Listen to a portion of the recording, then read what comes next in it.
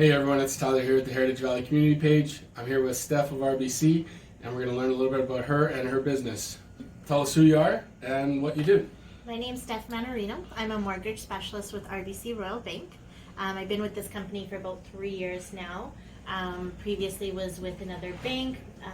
Total been doing this mortgage thing for about 8 years now. So yeah, it's been really good so far. Why RBC? RBC has this amazing company culture that's unlike any other company that I've worked for. Yeah. Again, I've been with other top 5 banks in Canada, and it is very noticeably different. They have this one RBC mentality that is unlike any other company. Yeah, awesome. Why did you get into the banking world? Why did you get into mortgages specifically? So originally my undergrad degree's in teaching, so I was a fine art teacher, so a little bit far off from banking, which is, it is what it is, but at the time there wasn't anything available for teaching back then. So what I did was I went into banking in the meantime because I thought I could utilize my education skills and my speaking abilities and just use that with the clients in front of me. And it's worked well so far. Yeah. Yeah. What do you like most about the business? Helping clients get into their first home. Yeah. It's such a magical time. I love it. I agree. It's pretty fun to see them go from having no idea to buying a house. Yeah. What are some of the hardest lessons that you've had to teach people? What are some of the hardest lessons that you've learned being basically in business for yourself? Yeah, I think the hardest thing that people need to come across is getting that pre-approval done before house shopping. Yeah. I think a lot of people miss that step, then they fall in love with the house, make an offer, and it's not attainable to them. Yeah. And this all could be avoided with a pre-approval. It's so funny because that's literally what I tell everybody, because everyone says, I'll find the house first, and then I'm going to go ahead and get their pre-approval. They say, don't worry, yeah. my finances are good. Yeah. And you're like, your finances are probably great, but they might not be $550,000 great. They might be $500,000 great. And it goes both ways. Like a lot of people thought they couldn't afford more when they could have. So yeah, absolutely. What makes you better than Joe Blow at Scotiabank? I really think it's my education degree. Yeah. I have a really good business model that I've made for myself in this business. I'm able to communicate with my clients in different ways. I'm extremely organized and efficient. Yeah. So a lot of the things that I do in my business, I get the documents up front. Everything that I have is accurate. I am actually one of the only ones in RBC that have what's called first-time approvals. I have an extremely high rating.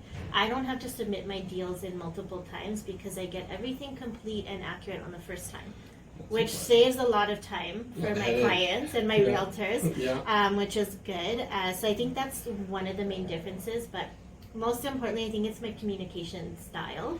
I'm easily to adapt to other people and other cultures, which is really important for us as well. So I think that's what sets me apart. How long would it typically take for somebody to come in and say, hey, I want to start looking at places, from getting a pre-approval to getting that final approval from the bank, and talk a little bit about that process. So the pre-approval, once they meet me, it's about a 30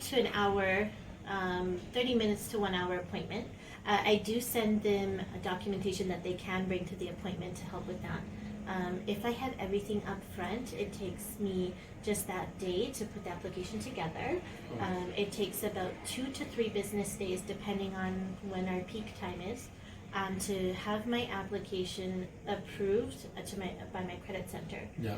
And that's the pre-approval part. That's it. Yeah. I am different where I do all my documentation up front.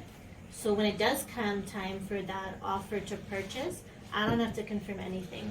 Everything is ready to go. All I have to do is input the property details. Yeah. And that process, again, takes about 2 to 3 business days. Pretty quick. Yeah, it is pretty quick. RBC is one of the quickest, actually. Yeah. And then, we come back and we do a second appointment just to see what those next steps are and what the actual home ownership process would look like as well. What would, for somebody that's just and an employee, what would they have to bring for that first appointment? What are the most common documents? Common documents, it depends on the type of income they have and how they get paid. But mostly it's always going to be your most recent pay statement. Okay. And usually your last year's T4s or your notice of assessment in T1 generals. Okay. Sometimes in Alberta, a lot of people are contracts or get a lot of overtime work, and I can use those overtime dollars, but then we're looking at last 2 years T4s and last 2 years NOAs or T1 generals. Yeah. So easy. Yeah. Now, the minimum down payment is 5%. What are some other rules as far as maybe your parents are helping you and things like that? Is there something you could tell them about, gift letters, for example? Gift letters, yeah, that's a big one. Yeah. So gift letters are allowed if from an immediate family member, so blood relative. So that's one thing that a lot of people don't know about. Gift letters can be in any amount as long as it's confirmed. Each bank, and RBC specifically, will have their own gift letter that we would provide to the client that they could provide to their bank to have filled out. Right. So let's say my mom wanted to help me buy a house. She can give me all of the money and she just can't be on title, or how does that work? They won't be on title or on the mortgage or anything like that. It is just a gift to you. And what we're looking for is that this down payment is not repayable in any way. And that's the most important thing we're looking at. Yeah. What would you say about the classic, do I go with the fixed interest rate or the variable interest rate? It depends on what the client wants. Yeah. It's totally their option. Variable rates are good in some cases. It really just depends on what your plans are for the home. It's nice because it has a really flexible prepayment option and not a very high penalty typically. So it is a good option in certain cases. Your fixed rate, it can range from 1 year to 7 years, and we also have a 10-year as well. Oh, I didn't know that. Yeah, so that's available. Those are good for clients that are just not too sure on what the interest rates are going to be doing and what the government of Canada is going to be doing to that prime rate. So that influences everything, and really just depends on what the clients are wanting and what their plans are for the home. Yeah. And one more thing, give me 1 or 2 tips that people, once they get their pre-approval, they should not do.